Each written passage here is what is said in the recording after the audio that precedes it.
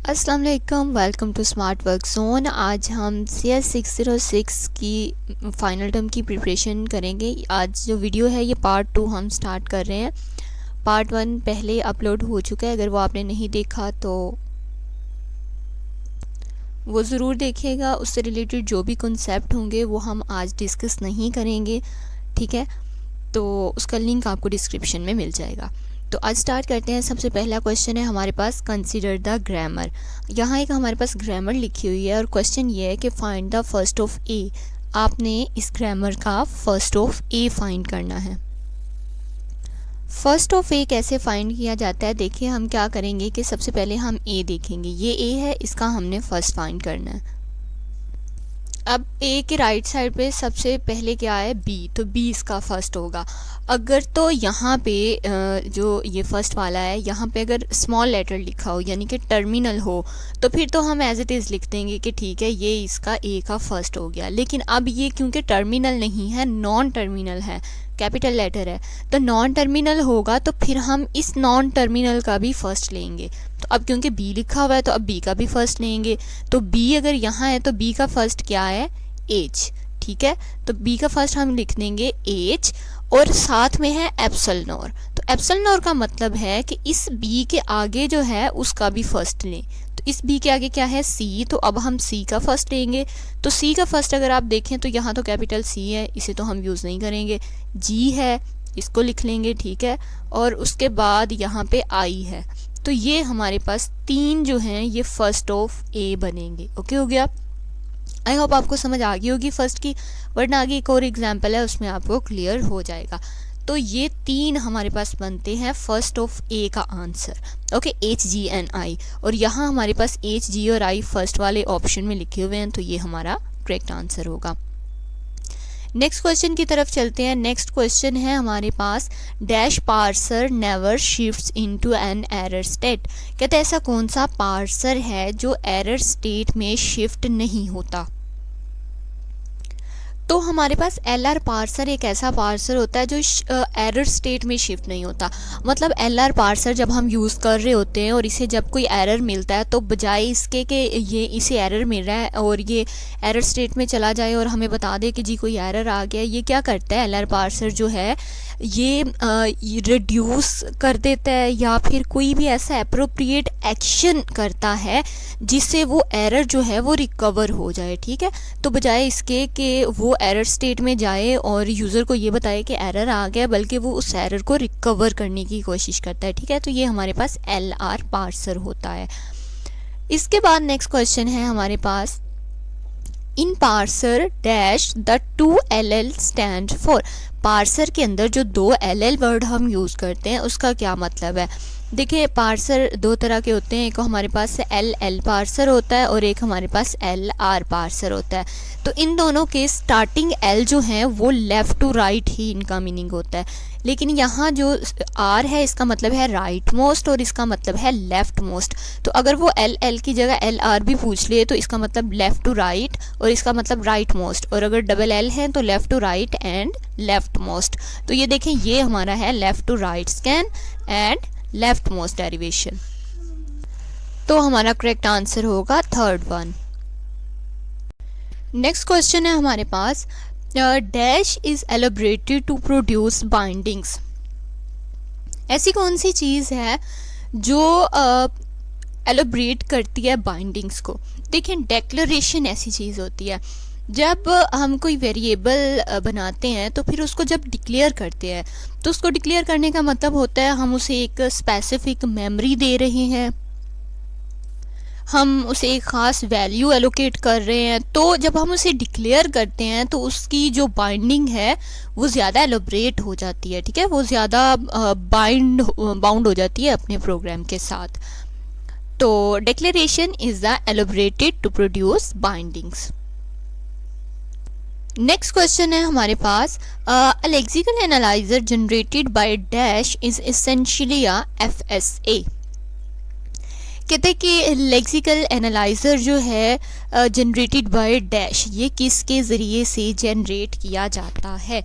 तो lexical analyser जो है ये लेक्स के ज़रिए जनरेट किया जाता है। लेक्स एक ऐसा टूल होता है जिससे हम लेक्सिकल एनालाइज़र को जनरेट करते हैं, यानी कि रेगुलर एक्सप्रेशन दे देते हैं हम लेक्स को, और उस रेगुलर एक्सप्रेशन के मुताबिक जो है लेक्स हमें लेक्सिकल एनालाइज़र जनरेट करके दे देता है। ठीक है, लेक्स के बारे में हमने दो टाइप्स भी इसकी पढ़ी थी। एक एफ लेक्स होता है, एक जो है वो जे लेक्स होता है।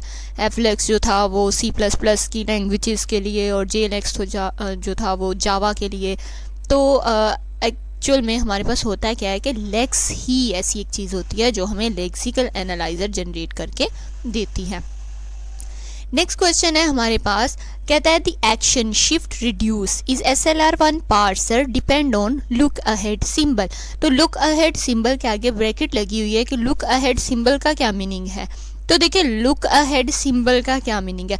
लुक अहेड क्या होता है कि जब हमें एक इनपुट दे दिया जाता है, यानी कि अगर हमें इनपुट दे दिया है, इनपुट है हमारे पास अगर a plus b minus c, अगर ये हमारे पास इनपुट है और अभी हमारे पास जो है a प्लस बी हमारे पास स्टैक के अंदर मौजूद है। ठीक है, तो हमारे पास ऑप्शन ये है कि हम जो है एक प्रोडक्शन जिसमें माइनस वाली प्रोडक्शन को ले सकते हैं, या फिर ये है कि हम प्लस वाली प्रोडक्शन को ले सकते हैं। तो हम कैसे डिसाइड करें कि हमने आगे कौन सी प्रोडक्शन लेनी है, ये वाली या प्लस वाली। तो इसके लिए हमें जो है एक आगे देखना पड़ता है। ठीक है, इनपुट में, ये हमारा इनपुट है ना, तो इनपुट में वन लुक अहेड यानी कि एक नेक्स्ट इनपुट टोकन हमें देखना पड़ता है कि अगला टोकन क्या है। अगला टोकन हमें माइनस मिलेगा तो उस हिसाब से फिर हम जो है माइनस वाली जो प्रोडक्शन है उसको पिक कर लेंगे। ठीक है, तो वो पूछ रहा है कि लुक अहेड सिंबल का क्या मतलब है। तो लुक अहेड सिंबल का मतलब है कि जो आपको इनपुट दी हुई है उसमें नेक्स्ट टोकन को देखो कि नेक्स्ट टोकन कौन सा है। तो इस तरह हमारा जो करेक्ट आंसर है वो होगा next input token. Next question है हमारे पास, कंसीडर द फॉलोइंग ग्रामर। ये आपके पास एक ग्रामर लिखी हुई है और आपको कहा है कि find the first of S. आपने फर्स्ट एस फाइंड करना है। जैसे वो हमने फर्स्ट क्वेश्चन में देखा था, आपको फर्स्ट ऑफ ए फाइंड करने के लिए कहा हुआ था, तो यहाँ वो कह रहा है कि आपने फर्स्ट ऑफ एस फाइंड करना है। तो देखें यहाँ पे जो है हमारे पास, अगर हम एस को देखें तो एस का फर्स्ट क्या होगा। एस का फर्स्ट है कैपिटल ए।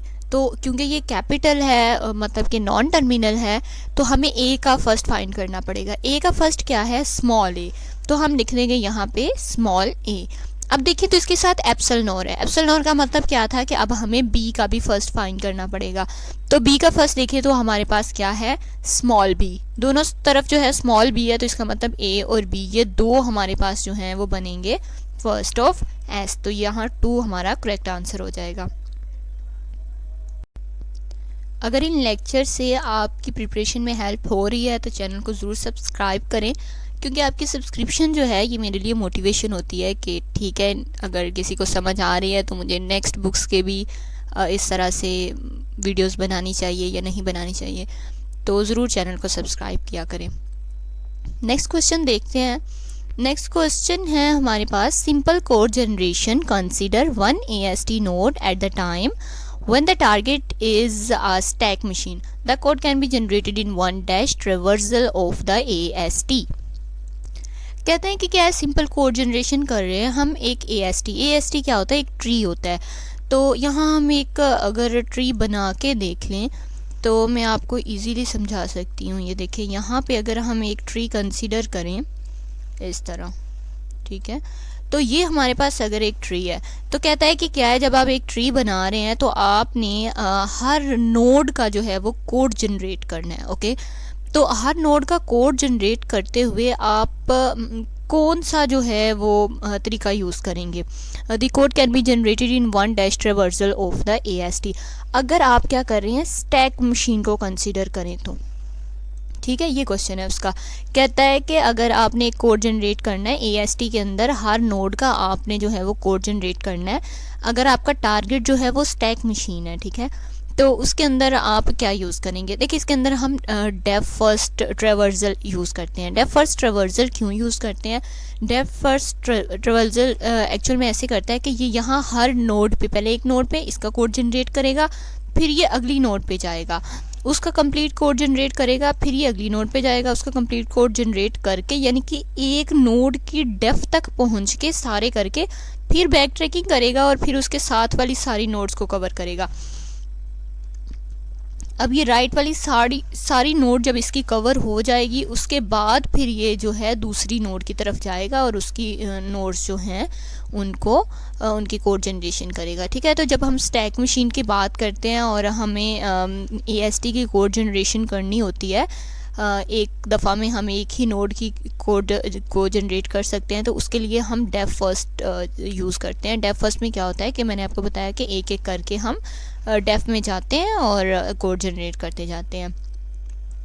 नेक्स्ट क्वेश्चन है हमारे पास, dash is a register allocation technique that always find the minimal number of register needed for the procedure।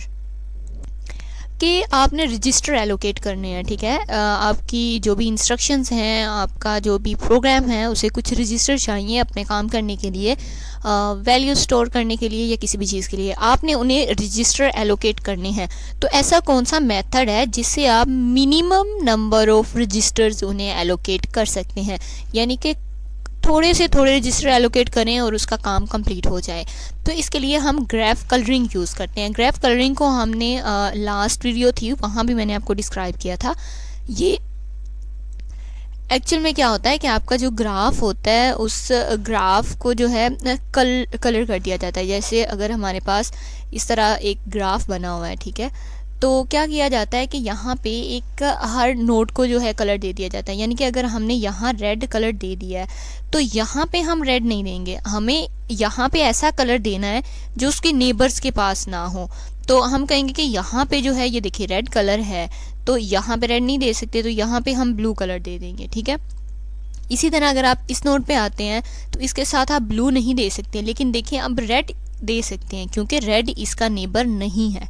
ठीक है ना, तो इसी तरह अगर अब आप ऊपर चले जाएं यहाँ पे, तो यहाँ इसका नेबर ब्लू भी है और रेड भी है, तो यहाँ आपको कोई और कलर देना पड़ेगा। तो यहाँ हम करते हैं कि हमने जो है वो ग्रीन कलर दे दिया। तो देखिए इस तरह यहाँ हर कलर जो है वो एक रजिस्टर है। तो इस तरह से आप मिनिमम रजिस्टर जो हैं वो देखें, हमने 3 रजिस्टर के अंदर ये पूरा जो ग्राफ था इसको कवर कर लिया है। ठीक है, 3 रजिस्टर, एक ये रेड वाला रजिस्टर, एक ब्लू वाला और एक ग्रीन वाला। तो इस तरह से जो है कलरिंग करके नोट्स को तो हम जो है minimum number of register allocate करते हैं। नेक्स्ट क्वेश्चन है हमारे पास, when generating code at the basic block level the dependency graph must be converted to target code by identifying dash instruction selection and instruction ordering can be performed efficiently in a single pass. कहता है कि जब code generate हो रहा है एक basic block level पे, ठीक है, तो हमने जो है अपना डिपेंडेंसी ग्राफ को कोड में कन्वर्ट करना है। तो उसके लिए हम क्या चीज़ ऐसी आइडेंटिफाई करें कि हमारी जो इंस्ट्रक्शन है उनकी सिलेक्शन और उनको ऑर्डर जो है वो हम सिंगल पास में इजीली कर सकें, इजीली यानी कि एफिशिएंटली परफॉर्म कर सकें। ठीक है, तो हमने ऐसा मेथड देखना है कि जिससे हम आइडेंटिफाई कर लें, ताकि हम अपनी इंस्ट्रक्शंस को आइडेंटिफाई कर लें, ताकि उन इंस्ट्रक्शन को इजीली जो है फिर उन्हें सेलेक्ट करके और ऑर्डर करते जाए। तो ये हमारे पास लैडर सीक्वेंस होता है। लैडर सीक्वेंस एक्चुअल में टॉप टू बॉटम होता है। तो हम अगर टॉप टू बॉटम उसे अच्छे से आइडेंटिफाई कर लें तो फिर हम उस हिसाब से उन इंस्ट्रक्शन की सिलेक्शन करके उन्हें ऑर्डरिंग कर सकते हैं, यानी कि उन्हें तरतीब दे सकते हैं। तो लैडर सीक्वेंस जो है ये हमारा करेक्ट आंसर है। उसके बाद हमारे पास क्वेश्चन है, dash can be considered small compiler since it transform a source language assembly into a less abstract target language binary object code। कहता है कि dash can be consider a small compiler. हम small compiler किसे कहेंगे? अगर हमारी एक assembly language को वो कौन सी चीज़ है जो असेंबली लैंग्वेज को बाइनरी कोड में कन्वर्ट कर देती है और उसे हम स्मॉल कंपाइलर भी कहते हैं। एक्चुअल में कंपाइलर क्या काम करता है? अगर आप देखें तो कंपाइलर जो है वो हमारी जो हायर लेवल लैंग्वेजेस होती हैं, जैसे C++ अगर हम एग्जांपल ले लें, तो वो हमारी हायर लेवल लैंग्वेजेस को लोअर लेवल लैंग्वेज में कन्वर्ट करता है, यानी कि असेंबली लैंग्वेज में, ठीक है। तो कंपाइलर हमारा क्या करता है कि हमारी हायर लेवल यानी कि C++ को लेगा और उसे असेंबली लैंग्वेज में कन्वर्ट कर देगा। लेकिन हमारा जो कंप्यूटर है, हमारा जो PC है, उससे तो असेंबली लैंग्वेज नहीं चाहिए, उसे क्या बाइनरी कोड चाहिए, यानी कि वो 0 और 1 की फॉर्म में पूरी कोडिंग चाहिए। तो फिर हमें असेंबली लैंग्वेज को बाइनरी कोड में भी कन्वर्ट करना पड़ता है, ठीक है। तो ये जो असेंबली लैंग्वेज को बाइनरी कोड में कन्वर्ट करता है, इसके लिए हम असेंबलर यूज़ करते हैं। और असेंबलर अगर आप देखें तो यहाँ पे अगर हम जो है कंपाइलर यूज़ कर रहे थे, तो कंपाइलर भी यही काम कर रहा था कि एक लैंग्वेज को दूसरी में कन्वर्ट कर रहा था, और यहाँ पे असेंबलर भी यही काम कर रहा है कि असेंबली लैंग्वेज को बाइनरी में कन्वर्ट कर रहा है। तो काम तो ऑलमोस्ट दोनों का सेम है। तो इसका मतलब है कि अगर ये कंपाइलर है तो फिर हम असेंबलर को भी स्मॉल कंपाइलर कह सकते हैं, क्योंकि काम तो ऑलमोस्ट वो भी यही कर रहा है, बस वो लोअर लैंग्वेज को कन्वर्ट कर रहा है और कंपाइलर जो है वो हायर लैंग्वेज को कर रहा था। तो इसलिए असेंबलर हमारा करेक्ट आंसर है। असेंबलर को हम स्मॉल कंपाइलर भी कह सकते हैं, ये हमारी असेंबली लैंग्वेज को बाइनरी कोड में कन्वर्ट करता है।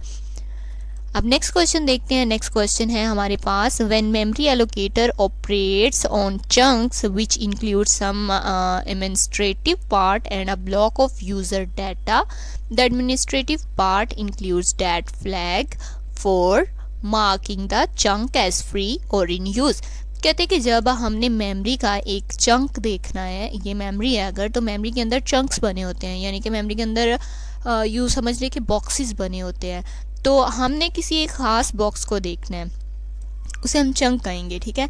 तो हमने एक ख़ास चंक को देखना है कि ये जो है ये यूज़ हो रहा है, ये फ्री पड़ा हुआ है, यानी कि हम कुछ कर रहे थे और हमें मेमोरी चाहिए, तो हम इधर आएंगे और चेक करेंगे क्या ये चंक फ्री है। अगर फ्री है तो हम यूज़ कर लें, और अगर यूज़ हो रहा है तो फिर हम किसी और चंक की तरफ जाएँ। तो इसके लिए हमारे पास एक फ़्लैग होता है जो यूज़ करते हैं, वो हमें बताता है कि आपका जो चंक है वो फ्री है या फिर यूज़ हो रहा है। तो एक ही फ्लैग होता है जो हम यूज़ करते हैं, ठीक है। उस फ्लैग को ऑन या ऑफ करके हम ये इंडिकेशन दे सकते होते हैं। तो उससे पूछा हुआ है कि आपके पास कितने फ्लैग्स होते हैं जिनसे आप इंडिकेट करते हैं, तो हमारे पास 1 फ्लैग होता है। नेक्स्ट क्वेश्चन है हमारे पास, a parser transform a stream of tokens into an dash, कि एक हमारे पास जो पार्सर होता है वो टोकन्स को लेता है एज ए इनपुट, तो हमें आउटपुट में क्या देता है।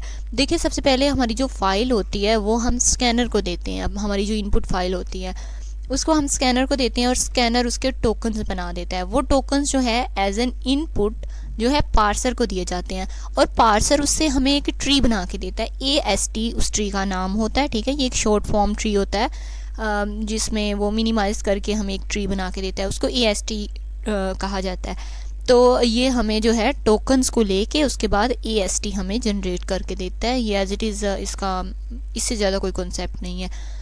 तो इसके बाद नेक्स्ट क्वेश्चन है हमारे पास, the parser generator YAC can handle dash grammar. जो YAC हमारे पास है पार्सर, मैंने YAC पहले भी डिस्कस किया था यहाँ भी, और लास्ट वीडियो में भी हमने इसे डिस्कस किया था कि YAC जो है ये पार्सर को जनरेट करता है। तो कहता है कि ये जो YAC है ये किस तरह की ग्रामर को हैंडल करता है।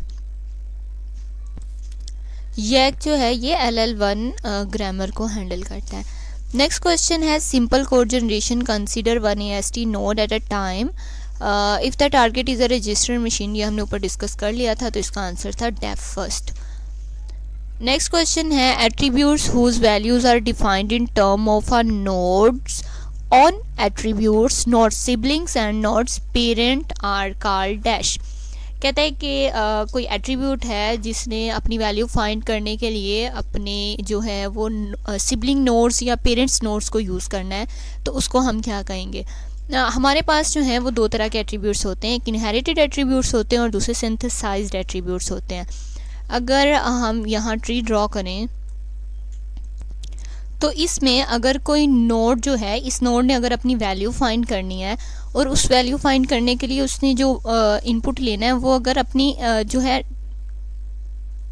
चाइल्ड नोड से इनपुट लेगी, ये नीचे वाले इसके जो चाइल्ड नोड्स हैं जो इसके बराबर होगा ये वाला, इस तरह ये इसका सिबलिंग होगा, और इससे ऊपर वाले जो हैं वो इसके पेरेंट्स नोड होंगे। तो नीचे जो हैं वो इसके चाइल्ड नोड्स हो गए, तो अगर तो ये नोड अपनी वैल्यू फाइंड करने के लिए चाइल्ड नोड्स को यूज़ करती है। जैसे कि अगर इस चाइल्ड की वैल्यू 2 है और इसकी 5 है, तो ये 5 + 2 यहाँ पे अगर 7 आता है, ये इन दोनों को यूज़ करके यहाँ पे अपनी वैल्यू फाइंड करती है। तो तब हम कहेंगे कि ये हमारी सिंथेसाइज्ड एट्रीब्यूट है। इसके लिए आपको क्वेश्चन में यहाँ वो लिखेगा कि यहाँ पे नोड जो है चाइल्ड नोड की बात करेगा। लेकिन अगर कहता है कि अगर इसी ने इस नोड जिसकी हम बात कर रहे हैं, इस नोड ने अगर अपनी वैल्यू जो फाइंड करनी है वो अपने सिबलिंग और पेरेंट से वैल्यू लेके अगर फाइंड करेगी, तो मसलन अगर यहाँ पे 7 है और यहाँ पे 5 है, तो अगर ये 7 - 5 करके अपनी वैल्यू 2 करती है, यानी कि इन दोनों को अगर यूज़ करती है, तो इसका मतलब है कि उसने अपने सिबलिंग्स और पेरेंट्स को यूज़ किया है। तो इसके लिए फिर वो इनहेरिटेड एट्रीब्यूट होंगे। तो ये दो तरह के एट्रीब्यूट होते हैं, या तो सिंथेसाइज्ड हो सकते हैं या इनहेरिटेड।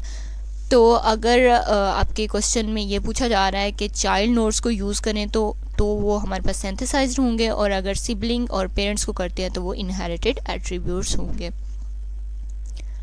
नेक्स्ट क्वेश्चन है, A linker combines multiple object files into a dash executable object।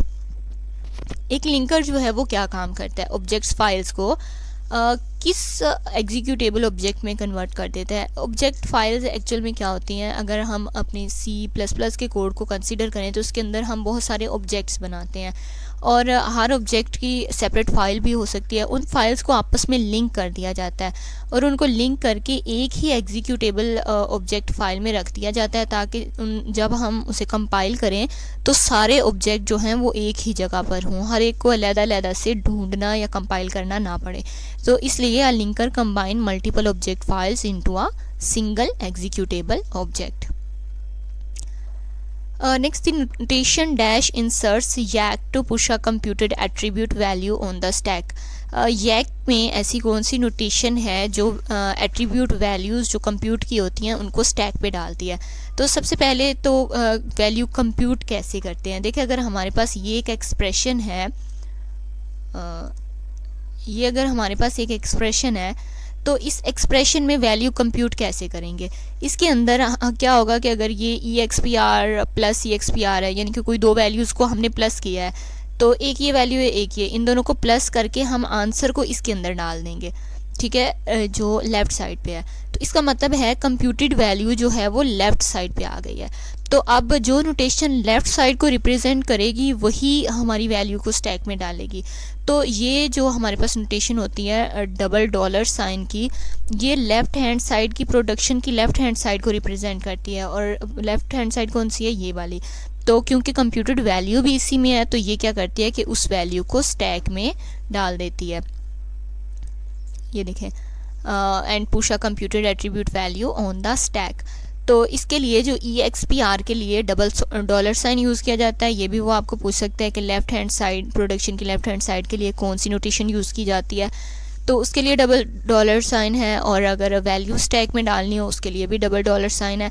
लेकिन अगर EXPR प्लस और EXPR की बात करें तो इसके लिए हम फर्स्ट EXPR के लिए जो है वो $1, प्लस के लिए $2 और EXPR के लिए $3 का साइन यूज़ करते हैं।